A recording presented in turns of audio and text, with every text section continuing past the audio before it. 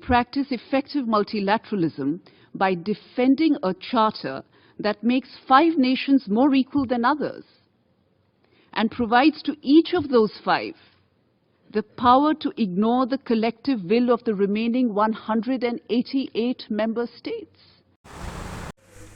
जय हिंद दोस्तों, मैं हूं आपके साथ राजेश कुमार। क्या यूएनओ में बदलाव का वक्त आ चुका है? क्या यूनाइटेड नेशन सिक्योरिटी काउंसिल में बदलाव जरूरी है? और क्या वो कारण हैं जिनके कारण यूएन के 5 वीटो पावर देश ये नहीं चाहते कि यूएन में बदलाव हो? दरअसल भारत की स्थायी प्रतिनिधि रुचिरा कंबोज ने एक बार फिर से यूएन को लताड़ लगाई और कहा कि 5 देश अपने फैसले 188 देशों पर थोप रहे हैं। आज इसी को लेकर चर्चा हमने जाने माने विदेश मामलों के जानकार संजीव श्रीवास्तव से की है। सीधा उनके पास चलते हैं और उनसे समझने की कोशिश करते हैं कि यूएन में बदलाव क्यों जरूरी है और अगर बदलाव नहीं हुआ तो क्या यूएन खत्म हो जाएगा। शुक्रिया संजीव जी। जय हिंद आपको। बड़े 2 अहम मसले थे संजीव सर, जिनको समझना था और मुझे लगा कि दर्शकों को भी ये समझाना और समझना बहुत जरूरी है। पहला मसला हमारा यूनाइटेड नेशन सिक्योरिटी काउंसिल को लेकर भी है, यूएन को लेकर भी है, और दूसरा जो है वो क्वाड और ऑकस को लेकर भी है। उसके बारे में बाद में बातचीत करूंगा, लेकिन यूएन को लेकर मैं समझना चाहता हूं सर। खुले मंच से हमारी स्थायी प्रतिनिधि रुचिरा कंबोज ने जब ये कहा कि 5 देश जिनके पास वीटो पावर है वो अपनी मनमानी दुनिया पर नहीं थोप सकते, ये वक्त बदलाव का है, उनके इस बयान को किस प्रकार से देखेंगे सर? देखिए Rajesh ji, United Nations organisation को आने वाले वर्षों में और दशकों में यदि अपने अस्तित्व को बचाए रखना है, अपनी भूमिकाओं का सम्यक निर्वहन करना है और अपनी प्रासंगिकता को यदि उसे सुरक्षित, संरक्षित और आगे बढ़ाना है तो उसे रिफॉर्म्स तुरंत करने चाहिए।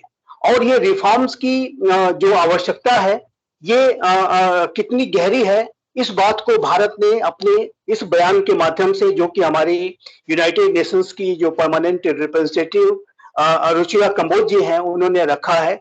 और उन्होंने ये जो बातें रखी हैं राजेश जी, वो बातें भारत, जाहिर है कि पहली बार भारत ने नहीं रखी है। भारत लगातार इस बात को यूनाइटेड नेशंस के मंचों से और जहां कहीं भी भारत को इसका अवसर मिलता है, भारत इस बात को उठाता रहा है। और भारत के प्रधानमंत्री स्वयं श्री नरेंद्र मोदी हो, भारत के जो पहले की विदेश मंत्री श्रीमती सुषमा स्वराज रही हो, या वर्तमान में जो भारत के विदेश मंत्री श्री अजय शंकर हो, अनेक जो ऑफिशियल्स हैं वो समय समय पर यूनाइटेड नेशंस के रिफॉर्म्स की आवश्यकता पर बल देते रहे हैं, इसी बात को उठाते रहे हैं। यूनाइटेड नेशंस ऑर्गेनाइजेशन 1945 में 20वीं सदी के मध्य में बना था। आज हम 21वीं सदी के तीसरे दशक में रह रहे हैं और इस तीसरे दशक की जो सच्चाइयां हैं, जो रियलिटीज हैं, उसको जाहिर है कि यूनाइटेड नेशंस ऑर्गेनाइजेशन अभी रिप्रेजेंट नहीं करता है। यूनाइटेड नेशंस ऑर्गेनाइजेशन की ये जो पंच प्रधान है, जो तथाकथित जो इसे हम पंच प्रधान या P5 परमानेंट 5 कंट्रीज जो हैं, ये जाहिर है कि ये वर्तमान विश्व की रियलिटीज को रिफ्लेक्ट नहीं करते हैं। भारत हो, ब्राजील हो, जापान हो, अफ्रीका के देश हो, साउथ अफ्रीका हो, जर्मनी हो, इस तरीके के जो राष्ट्र हैं वो भी वर्तमान समय में एक महाशक्ति का स्थान ले चुके हैं। और इन महाशक्तियों को भी यूनाइटेड नेशन सिक्योरिटी काउंसिल में परमानेंट पोजीशन मिलनी चाहिए और वीटो पावर भी इन्हें मिलना चाहिए। इस बात को भारत लगातार उठाता रहा है। और G4 नामक एक जो ग्रुप है जिसमें कि भारत, जापान, ब्राजील और जर्मनी है, वो इस माध्यम से भी, ग्रुपिंग के माध्यम से भी वो अपनी बात को उठाते रहे हैं। और वर्तमान समय में अगर आप देखिए तो चाहे वो यूक्रेन का संकट जो वर्तमान में चल रहा है, कोरोना का पैंडेमिक रहा हो, आतंकवाद की समस्या रही हो, क्लाइमेट चेंज के विषय रहे हो, इन सभी विषयों पर यूनाइटेड नेशंस ऑर्गेनाइजेशन अपनी भूमिकाओं को निभाने में विफल साबित हुआ है। ये जो ऑर्गेनाइजेशन है वो अपनी भूमिकाओं को ठीक तरीके से नहीं निभा पा रहा है। इसलिए यूएनओ का ये फेलियर है जिसकी वजह से हम देख रहे हैं कि आज तमाम अलग अलग तरह के संगठन जो है वो पैदा होकर खड़े हुए हैं सामने, और वो आने वाले वक्त में यूएन को भी चुनौती दे सकते हैं। जी जी, ये आपने बहुत ही अच्छा प्रश्न किया है और मैं इसके ऊपर जरूर अपनी बात रखना चाहूंगा कि आप देखिए तो वर्तमान समय में G20 जैसे ग्रुपिंग्स की जो महत्ता है वो बहुत बढ़ गई है। जो अन्य जो मल्टीलेटरल इंस्टीट्यूशंस हैं, चाहे वो ब्रिक्स हो, चाहे वो एससीओ हो, चाहे वो रीजनल ऑर्गेनाइजेशंस की अगर बात कर ले, चाहे अफ्रीकन यूनियन हो, आसियान हो, ये जो सारे राष्ट्र हैं, G7 हो, इन सारे जो वैकल्पिक जो संगठन है, जो मल्टीलेटरल और रीजनल ऑर्गेनाइजेशंस हैं, उनका महत्व लगातार बढ़ता जा रहा है।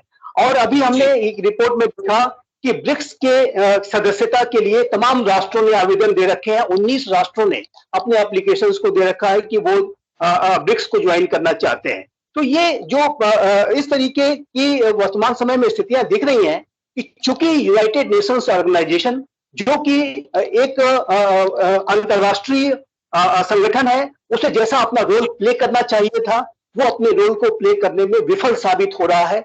यूनाइटेड नेशंस ऑर्गेनाइजेशन की विफलताओं की वजह से ही आज जो क्षेत्रीय संगठन है, जो मल्टीलेटरल इंस्टीट्यूशंस हैं, उनमें सदस्यता के लिए एक होड़ लगी हुई दिखाई दे रही है।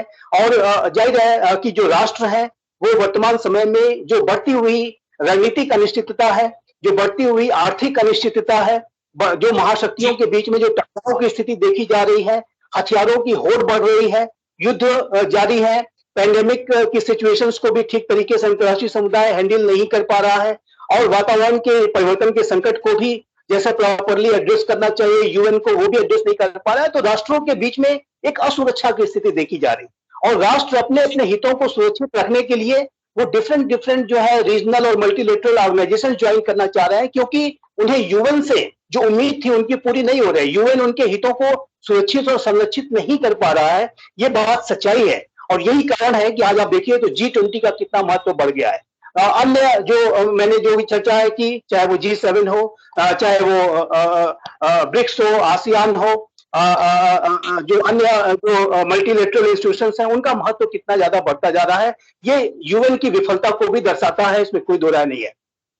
जी, मैं एक चीज और संजीव जी समझना चाहता था भारत को लेकर। भारत के लिहाज से ही हम वक्त वक्त पे हर साल कम से कम 4 से 5 बार सुन लेते हैं कि भारत की परमानेंट सदस्यता का समर्थन कभी अमेरिका कर देता है, कभी रूस कर देता है, कभी फ्रांस कर देता है। और मैं सच बोलूं तो पिछले 7-8 साल से ना जाने हमने कितनी बार सुना है, लेकिन सर पेच कहां पे फंस जाता है संजीव जी?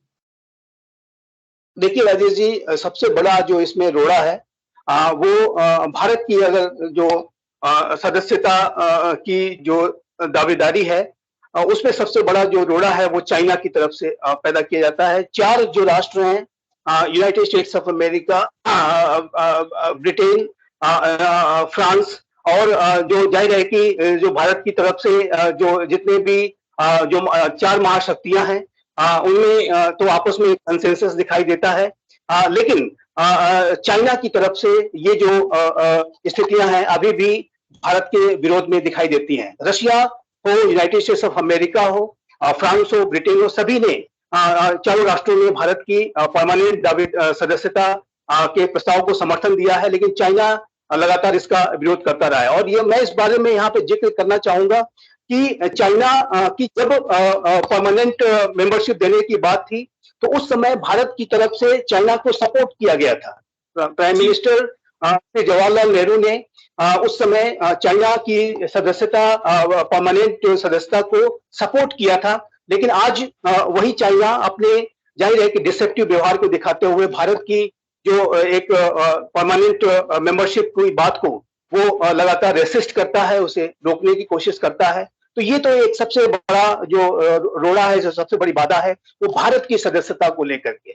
लेकिन राजेश जी, इतना कहने के बाद मैं ये कहूंगा कि जो ओवरऑल जो यूनाइटेड नेशंस ऑर्गेनाइजेशन में रिफॉर्म्स की जब हम बात करते हैं, जब हम यूनाइटेड नेशंस सिक्योरिटी काउंसिल के रिफॉर्म्स की जब बात करते हैं, तो उसमें अभी भी जो पंच प्रधान है, जो ये 5 राष्ट्र हैं, United states of America, Russia, France, Britain, और जाहिर है कि इनके बीच में और चाइना, और इनके बीच में आपस में ऐसा लगता है कि एक स्टेटस को बना के रखने की सहमति सी दिखाई देती है। ये राष्ट्र इस जो वर्तमान की जो व्यवस्था है उससे उनके जो हित हैं वो जाहिर है कि सिद्ध होते हैं, और वो अपने अपने हितों की सिद्धि के लिए वो नहीं इस बात का प्रयास करते कि रिफॉर्म्स किए जाए। और जाहिर है कि इससे उनको एक पूरे विश्व व्यवस्था में अपनी जो डोमिनेशन को बनाए रखने में मदद मिलती है। और जाहिर है कि मैं यहाँ स्पष्ट रूप से कहना चाहूंगा कि ये जो पंच प्रधान है, इनके प्रोएक्टिव अप्रोच को न दिखाए जाने की वजह से आज यूनाइटेड नेशंस जो के रिफॉर्म्स की जो बात है वो आगे नहीं बढ़ पा रही है। और भारत ने जाहिर है कि अब इस दिशा में जो अपनी बातें रखी हैं उसमें भारत का फ्रस्ट्रेशन भी दिखाई देता है। ये जो अभी आपने देखा कि रुचिरा कंबोज जी ने जो अपना वक्तव्य दिया है, ये कोई साधारण वक्तव्य नहीं था। इस वक्तव्य में आप भारत का एक फ्रस्ट्रेशन भी आप देख सकते हैं कि भारत कितना ज्यादा अभी वर्तमान समय में निराश दिखाई देता है कि ये इंटर गवर्नमेंटल निगोशिएशंस जो है 2008 से चल रहे हैं। और इस संदर्भ में भारत हमेशा ये कहता रहा है कि एक टेस्ट बेस्ड निगोशिएशंस होने चाहिए, एक ऐसी तरीके से निगोशिएशंस होनी चाहिए कि उसका कोई कंक्लूजन निकले। ये सिर्फ एक इनफॉर्मल निगोशिएशंस बन के न रह जाए, जैसा कि अभी देखने में आता है कि बैठकें होती हैं, इंटर गवर्नमेंटल निगोशिएशंस होते हैं, उसमें ओरल जो है कुछ बातें कह दी जाती हैं, कुछ निर्णय ले लिए जाते हैं, लेकिन उसका कोई रिजल्ट नहीं होता। और उसका सबसे बड़ा कारण यही है राजेश जी कि ये जो पंच प्रधान है, जो P5 कंट्रीज हैं, वो इसमें इंटरेस्ट नहीं लेते। वो चाहते हैं कि स्टेटस को बना रहे, चाहे ताकि उनको डोमिनेट करने का पूरे विश्व व्यवस्था में मौका मिलता रहे, वो अपनी मनमानी करते रहे। तो ये भारत को अब स्वीकार नहीं है।